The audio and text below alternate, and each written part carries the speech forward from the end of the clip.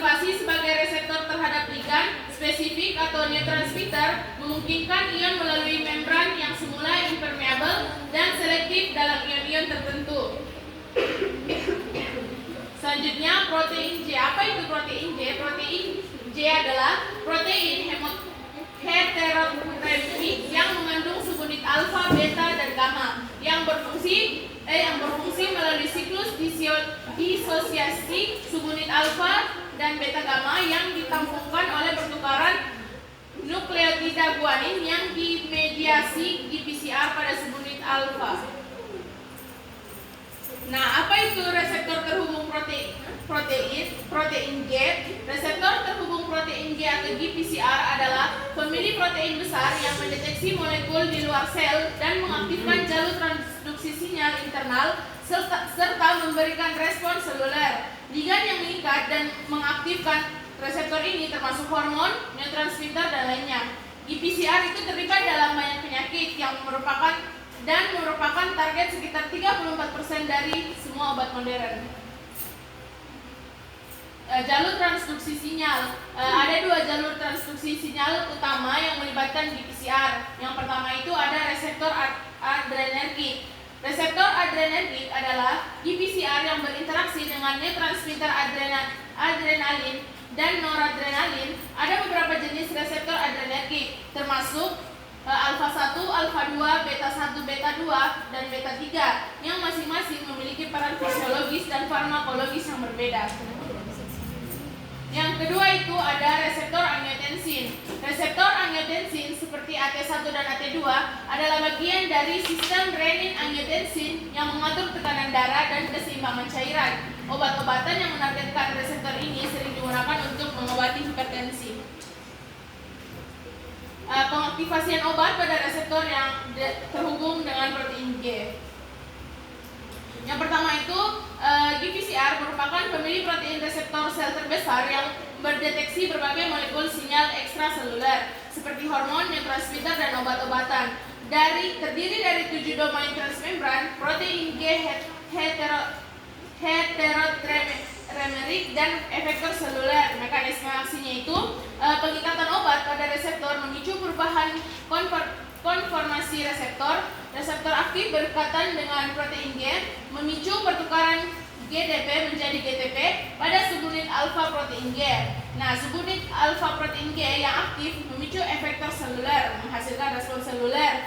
GTPase intrinsik dan subunit alfa G menghidrolisis GTP menjadi GDP dan menghasilkan protein G ke dalam keadaan tidak aktif. Yang kedua ada pengaktifasian reseptor adrenergik. Nah, reseptor ini diaktifkan oleh ketokolamin seperti adrenalin dan noradrenalin. Ditemukan di berbagai jaringan tubuh seperti jantung, pembuluh darah, dan otot polos. Diklasifikasikan menjadi dua tipe utama, yaitu reseptor alfa mengaktifasi sistem second messenger IP3 dan DAG, meningkatkan kontraksi otot polos, vasokonstriksi, dan glikolisis. Contoh obatnya itu seperti efedrin, phenylephrine. Reseptor beta itu mengaktifkan sistem second messenger CAMP, meningkatkan denyut jantung, liposis, dan relaksasi otot polos. Contoh obatnya itu seperti albuterol dan salbutamol. Yang ketiga ada reseptor angiotensin. Diaktifkan oleh angiotensin 2, hormon yang berperan dalam regulasi tekanan darah, ditemukan di ginjal, jantung, dan pembuluh darah. Diklasifikasikan menjadi 4 subtipe utama. AT1 meningkatkan tekanan darah, retensi natrium, dan proliferasi sel. AT2 itu menurunkan tekanan darah, fibrosis jaringan, dan proliferasi sel. AT3 itu berperan dalam neurotropeksi dan regulasi imunitas. AT4 itu berperan dalam regulasi tekanan darah dan inflamasi. Adapun contoh obatnya itu seperti losartan, valsartan, dan irbesartan. Efek obat pada reseptor terhubung protein G. Angiotensin adrenergik beta itu meningkatkan denyut jantung, tekanan darah, dan glikolisis digunakan untuk mengobati asma, shock septik, dan hipotensi. Angiotensin adrenergic beta itu menurunkan denyut jantung, tekanan darah, dan bronkospasme, digunakan untuk mengobati angina pectoris, gagal jantung, dan hipertensi. Agonis angiotensin 2 itu meningkatkan tekanan darah dan retensi natrium, digunakan untuk mengobati gagal jantung dan hipotensi. Adapun antagonis angiotensin 2 itu menurunkan tekanan darah dan proteinuria, digunakan untuk mengobati hipertensi, nefropati diabetik, dan gagal jantung. Faktor yang mempengaruhi efek obat itu yang pertama ada jenis obat dan reseptor yang ditargetkan, yang kedua konsentrasi obat, yang ketiga itu durasi paparan obat, yang keempat kondisi fisiologis individu. Selanjutnya ada aksi obat pada reseptor profaktor. Reseptor profaktor adalah reseptor RTK yang bertanggung jawab terhadap pertumbuhan berbagai bagian dari sel. Jika suatu profaktor berkaitan dengan reseptornya, ia akan memicu serangkaian peristiwa molekuler yang berujung pada transkripsi gen. Transkripsi gen lebih lanjut akan memicu sintesis protein tertentu yang dibutuhkan dalam berbagai proses dalam sel yang terkait dengan pertumbuhan dan proliferasi sel. Signal transduksi pada reseptor profaktor melalui jalur RAS, RAF, dan MAP kinase. Dapat dilihat bahwa setelah autofosforilasi terjadi peningkatan oleh GRB2, satu protein yang memiliki SH2 domain yang selanjutnya memicu aktivasi RAS atau kinase kasdase dan akhirnya mempengaruhi transkripsi gen dan berperan dalam proses proliferasi dan pertumbuhan sel. Reseptor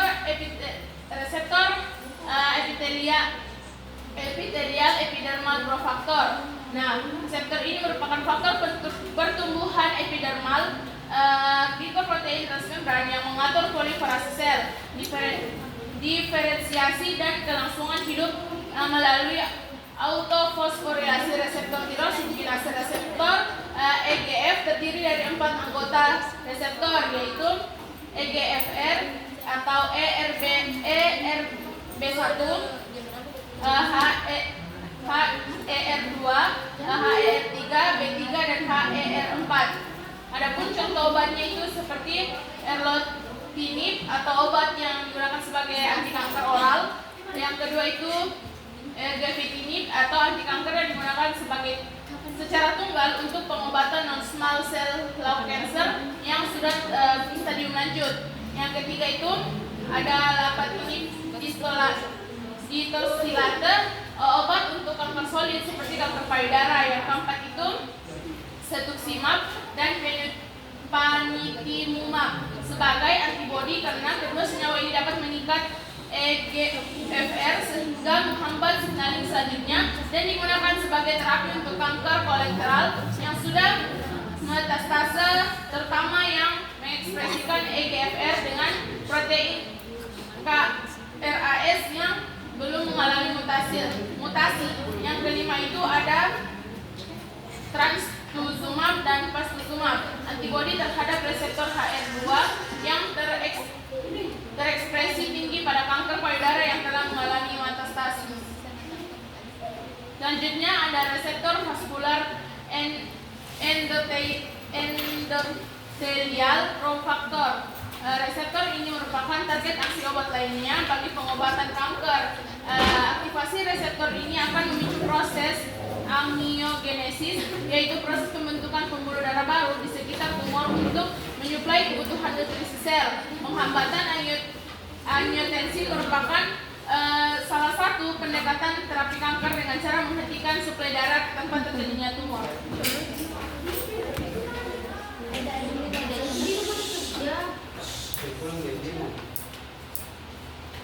Reseptor contoh obatnya itu ada pasopanib yang digunakan sebagai terapi pada sakroma jaringan lunak dan kanker ginjal. Yang kedua itu ada sorafenib, bersifat inhibitor multikinase karena ia juga menghambat beberapa protein kinase yang terikat dengan perkembangan kanker. Selanjutnya ada bevacizumab, merupakan inhibitor angiogenesis. Obat ini bekerja dengan mengikat FEGF sehingga tidak bisa berkaitan dengan reseptornya. Yang selanjutnya ada reseptor sitokin. Reseptor sitokin adalah senyawa protein endogen yang dilepaskan oleh sel-sel untuk saling berkomunikasi. Protein ini memiliki ember rendah dan memperantai berbagai fungsi yang terkait dengan sistem imunitas dan berbagai organ dalam tubuh seperti proliferasi dan diferensiasi sel, fibrosis, hematopoiesis, inflamasi dan berkaitan dengan jaringan yang cedera. Contoh sitokin antara lain interleukin, tumor nekrosis alfa, interferon gamma dan lain-lainnya.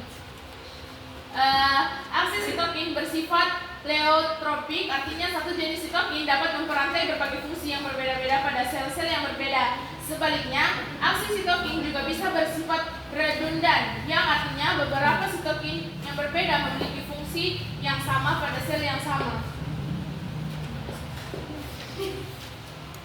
Itulah tadi presentasi dari saya. Sekian dan terima kasih. Wassalamualaikum warahmatullahi wabarakatuh.